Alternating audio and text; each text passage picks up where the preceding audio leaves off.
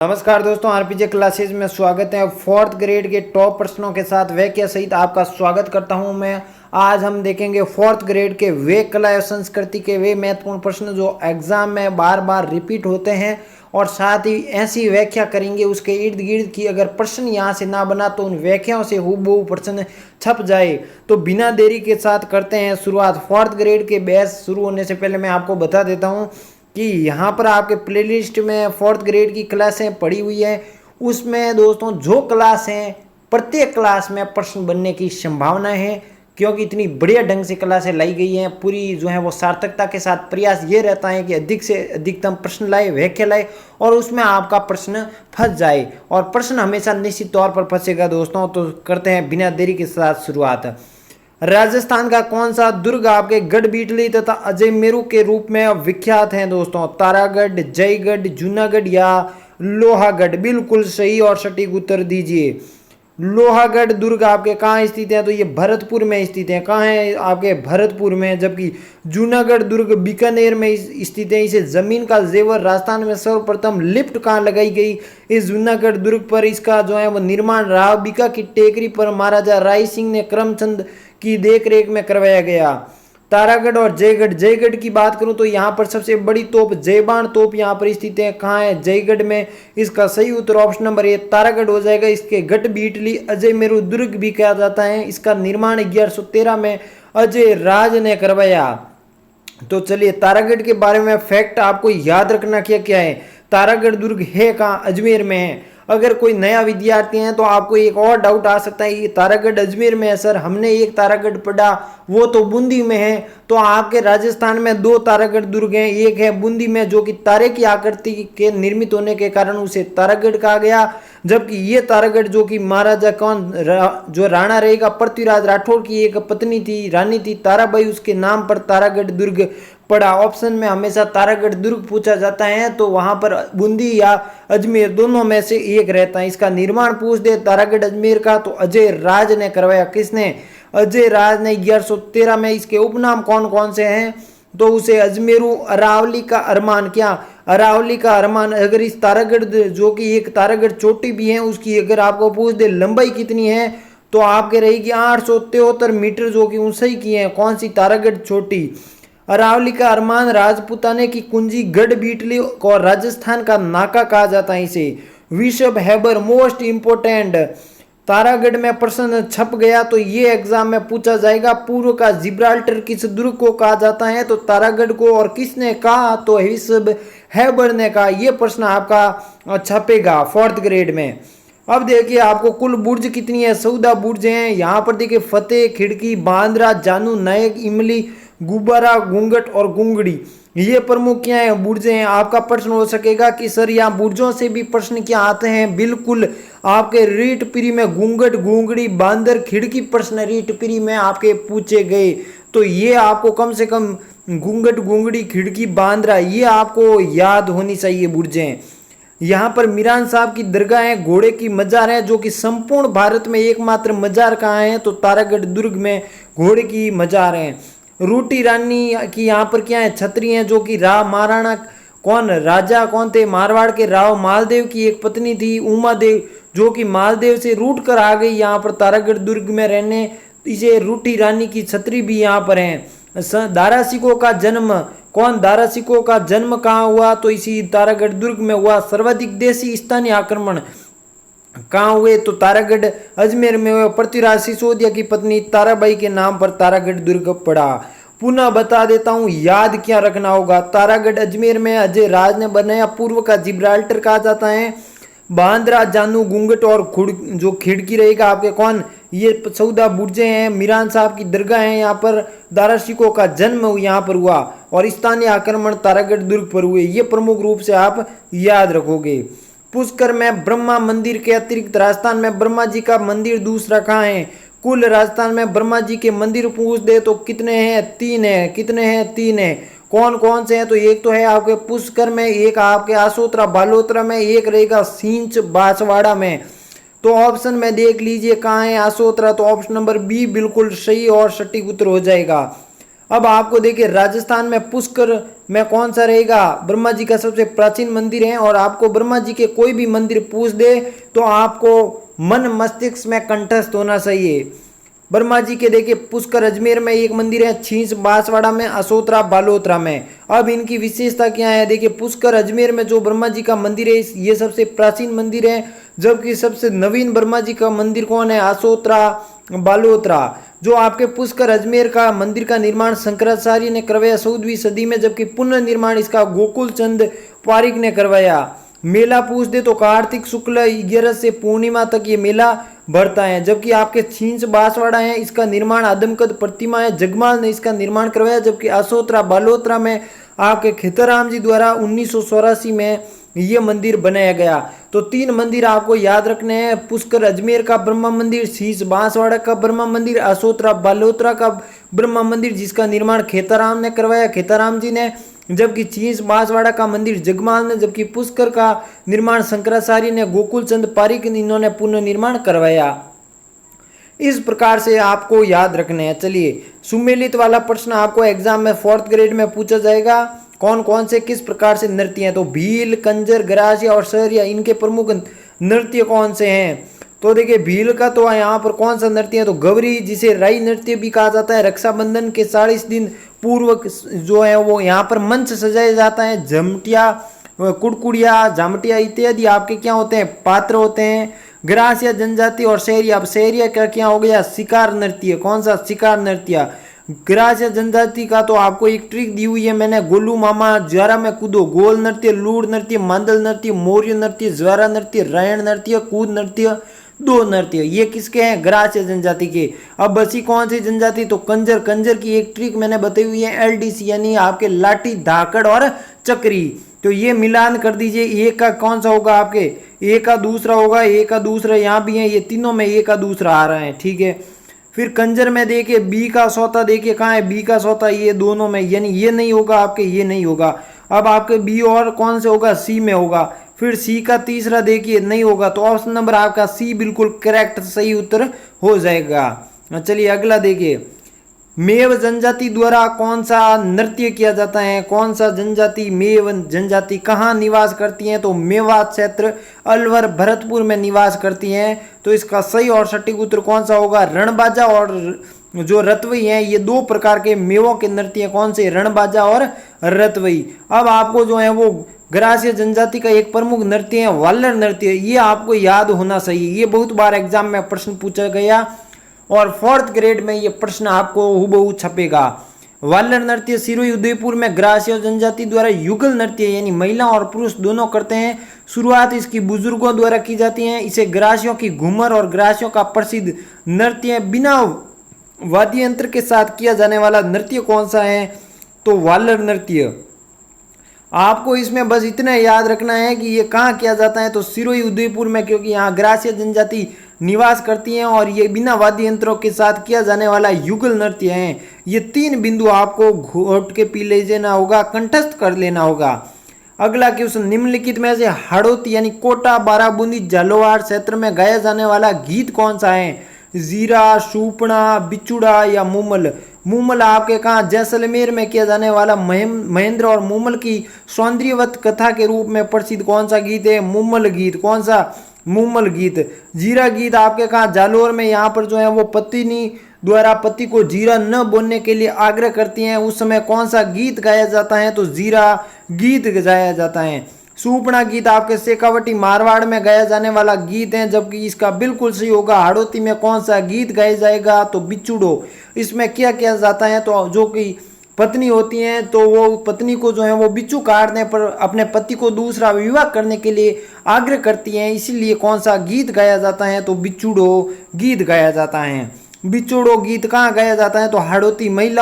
महिला को जहरीला जीव काटने पर अपने पति को दूसरा विवाह करने के लिए गीत गाती हैं, वो कौन सा गीत है, तो वो बिचुड़ा गीत है।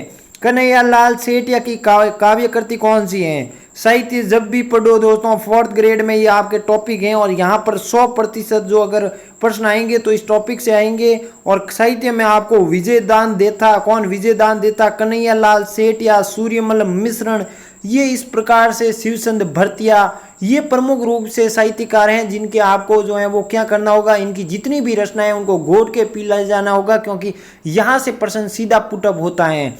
तो आपको कन्हैया लाल सेठिया की जितनी भी जो है वो क्या है, जितने भी आपके रचना है मैं आपको एक ट्रिक, एक कहानी के माध्यम से याद करवा दूंगा। और भी अगर आपको सही है कि साहित्यकार के और भी जो है वो हैं, उसकी हमें कोई कहानी के माध्यम से पूरी रचना याद करवाना ही सही है, तो यहाँ पर प्लेलिस्ट में जाना होगा आपको।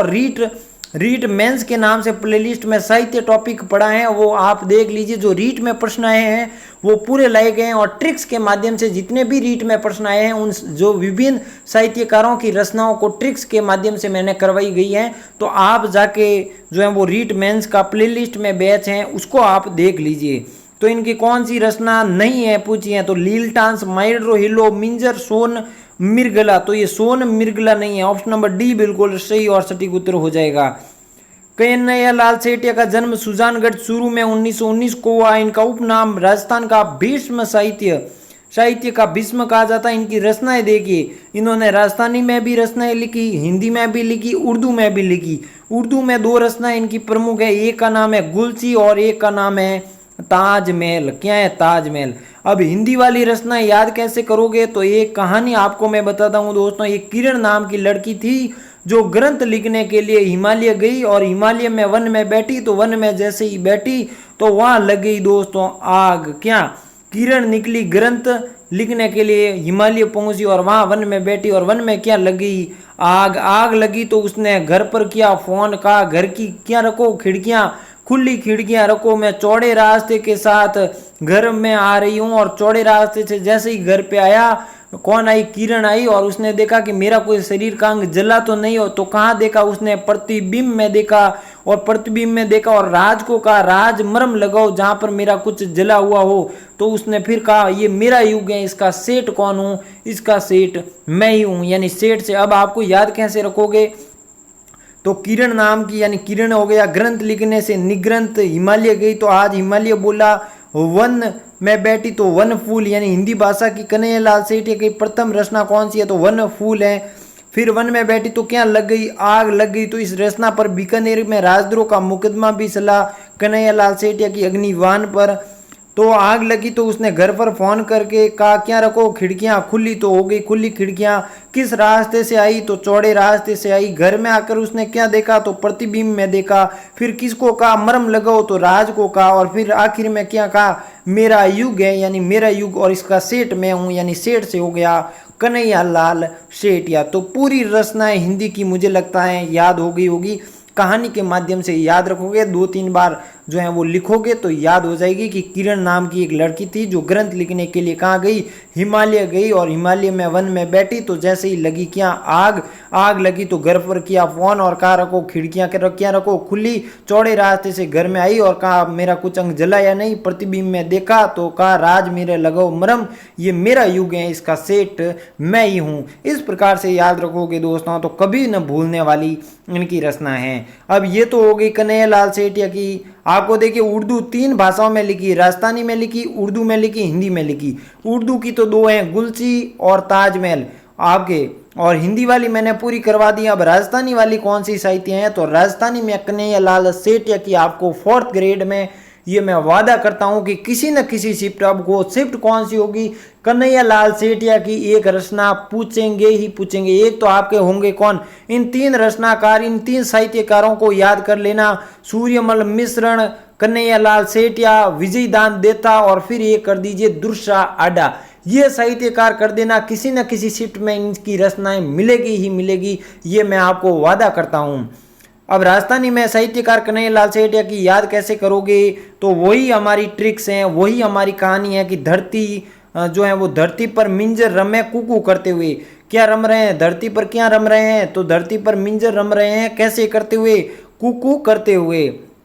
फिर आपको याद रखना है धरती पर मिंजर रमे कुकू करते हुए।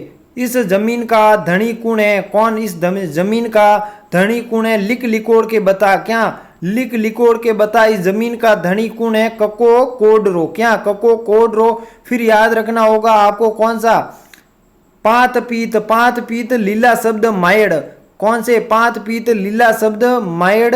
सौगंध तुम्हें सिरोही के वीरों की, किसकी? सौगंध तुम्हें सिरोही के वीरों की, हेमाणी ठीठ सत्यवादी को बुलाएंगे। इस प्रकार से कॉन्सेप्ट याद रखोगे, 2-3 बार करोगे तो हमेशा के लिए कंठस्थ हो जाएगी। तो धरती दोरारी, धरती पर मिंजर रमे, यानी मिंजर रमे नहीं हो गया, रमणिया सोटा कैसे करते हुए? तो कुकू करते हुए धरती पर मिंजर रम रहे हैं। फिर आपको याद रखना होगा लिक लिकोड़, क्या? लिक लिकोड़ के बता इस जमीन का धनी कौन है? लिक लिकोड़ के बता इस जमीन का धनी कौन है? फिर याद रखना होगा कक्का कोडरा, फिर क्या करोगे? कक्का कोडरा, फिर पात पीत यानी पातल पीतल, लीला यानी लीलटांस शब्द कैसे? पात पीत लीला शब्द हो गया। फिर मायड्रो हिलो, क्या करोगे? मायड्रो हिलो, राजस्थान की मान्यता है तो इन्होंने मायड्रो हिलो लिखी। फिर सौगंध तुम्हें सिरोही के वीरों की, किसकी? सौगंध तुम्हें सिरोही के वीरों की, हम किसको बुलाएंगे? हेमाणी। हेमाणी किसको? हेमाणी कौन? ठीठ को, सत्यवादी को। तो इस प्रकार से आपको याद रखना होगा कि धरती पर मिंजर रमे कुकू करते हुए, लिक लिकोड़ के बता जमीन रो धनी कुण है मायड़, कौन? जमीन रो धड़ी कुण है मायड़, तुम्हें सिरोही के सौगंध वीरों की कि हेमाणी ठीठ को बुलाएंगे सत्यवादी को। ये इस प्रकार से करोगे तो याद हो जाएगी। फिर देखिए अगला क्वेश्चन, जॉर्ज अब्राहम ग्रिशन ने किस बोली को भीली बोली कहा है? मालवी, रागड़ी, निम्बाड़ी या वागड़ी? तो मालवी आपके जो कहाँ बोली जाती है? कोटा, बाराबूंदी जो है झालावाड़ क्षेत्र में, जहाँ संबल नदी का प्रमुखता बेसिन रहता है। और रागड़ी की जो मालवी की कौन सी उपबोली है? तो रागड़ी, निम्बाड़ी और कौन सी? सोतवाड़ी। ये मालवी की ही उपबोलियां हैं। लेकिन जॉर्ज अब्राहम ग्रिशन ने भीली बोली तो किसको कहा? वागड़ी। डूंगरपुर बांसवाड़ा में बोली जाने वाली संत मावजी की रचनाएं लिखने वाले इसी भाषा में सौंपड़ा ग्रंथ लिखा संत मावजी ने, उसकी भाषा कौन सी थी? तो वागड़ी भाषा थी।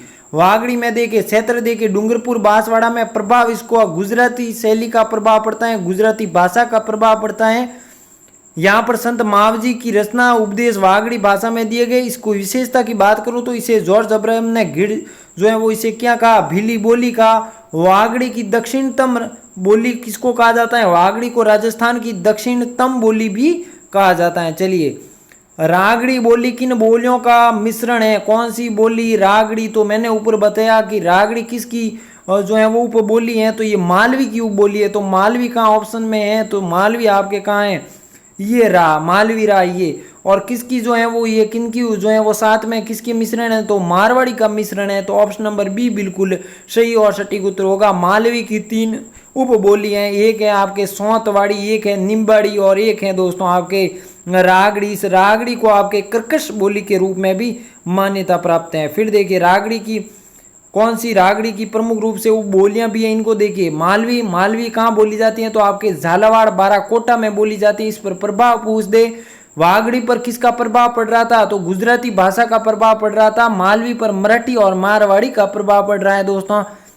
विशेषता तो ये राज्य की सबसे लोकप्रिय बोली है। राजस्थान की सबसे मधुर बोली पूछ दे तो मारवाड़ी होगी, जबकि राजस्थान की लोकप्रिय बोली पूछ दे तो मालवी होगी। उपबोलियां इसकी ट्रिक याद रखना होगा आपको। सौ रानी, किसकी सौ रानी? सौ रानी।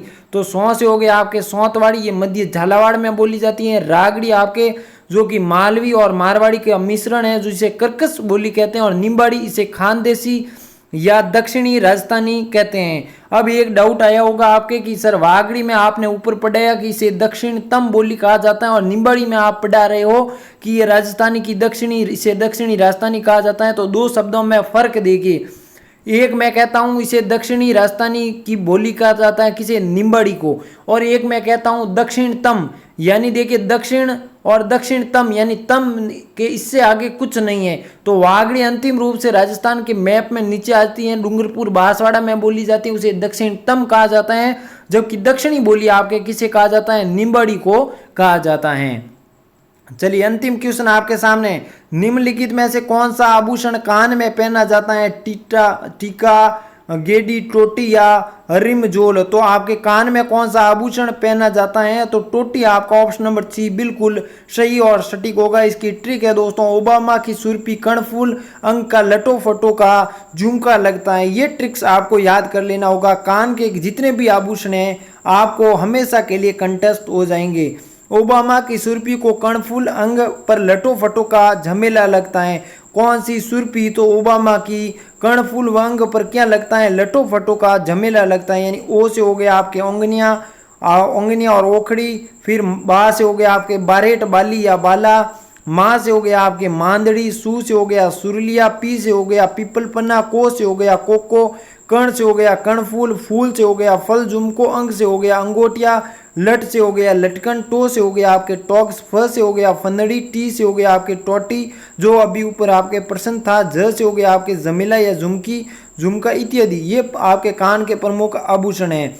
इसके अलावा कान के कौन से आभूषण है तो गूदड़ा, मोरूवर, सौकड़ा, छेलखड़ी या कन्या और पाटन। याद कैसे रखोगे अन्य आभूषणों को तो मोर क्या, मोर आपके कहाँ आया, शौक में आया। शौक के क्या आया, शौक के कन्या आया। मोर आपके कहाँ आया, शौक के कन्या आया। फिर आपको क्या करना है, गूदड़ा लेकर जाना है, यानी आपको क्या लेकर जाना है, गूदड़ा लेके जाना है। उसको कड़ी से बांध कर पाट बैठाना है। इस प्रकार से शब्दों को जोड़िए कि आपको मोर आया है, कहा शौक कन्ने मोर आया है। फिर आप जाओगे गूदड़ा लेने, इसको सैल से बांधोगे कड़ी से तो पाट बैठाना होगा। ये थे आपके टॉप राजस्थान कला एवं संस्कृति के साथ व्याख्यात्मक रूप से जो भी व्याख्याएं की है। मुझे लगता है, मुझे आशा है कि आपको ये व्याख्याएं कंठस्थ हुई होगी। मिलते हैं अगले क्लास में। और जो विद्यार्थी नया है तो इस चैनल को सब्सक्राइब कीजिए। आपके जो है 4th ग्रेड में यहाँ से वो प्रश्न दोस्तों छपेंगे। बाद में मैं स्क्रीनशॉट भी डालूंगा। टेलीग्राम ज्वाइन कर दीजिए। इस वीडियो के डिस्क्रिप्शन में एक क्लास छपने वाली क्लास है, तो मौका ऐसा गवाइए मत। अपने दोस्तों को भी इस लाभान्वित कीजिए कि हाँ यहाँ पर ऐसी क्लासें आ रही हैं। मैं अगर चाहता, मुझे अगर ऐसे ही आपके लाना होता तो मैं प्रश्न लेकर आता और 4 ऑप्शनों में एक टिक करके आगे बढ़ जाता। लेकिन ऐसा काम नहीं करेंगे दोस्तों, जिससे आपको भी उसको जो है वो जो समय दे रहे हो उसकी सार्थकता आपको ना मिल जाए। इसलिए प्रश्न भी लाता हूँ, साथ में व्याख्या इसलिए लाता हूँ कि अगर आपका कोई भी कॉन्सेप्ट हो उसके इर्द गिर्द आपको कॉन्सेप्ट याद हो जाए। और प्रश्न अगर यदि हुबहू प्रश्न ऊपर रिपीट नहीं हुआ तो इस व्याख्या से 100% प्रश्न बनेगा। निश्चित तौर पर प्रश्न बनेंगे दोस्तों, काफी प्रश्न होंगे जो हुबहू होंगे। बाद में मैं स्क्रीनशॉट भी डालूंगा। तो जो रेगुलर 4th ग्रेड की क्लासें आ रही हैं उसको छोड़ना नहीं है। जो भी क्लासें आ रही हैं उसको घोट के पी जाना है। मिलते हैं अगले सेशन में, तब तक के लिए नमस्कार। जय हिंद, जय भारत दोस्तों।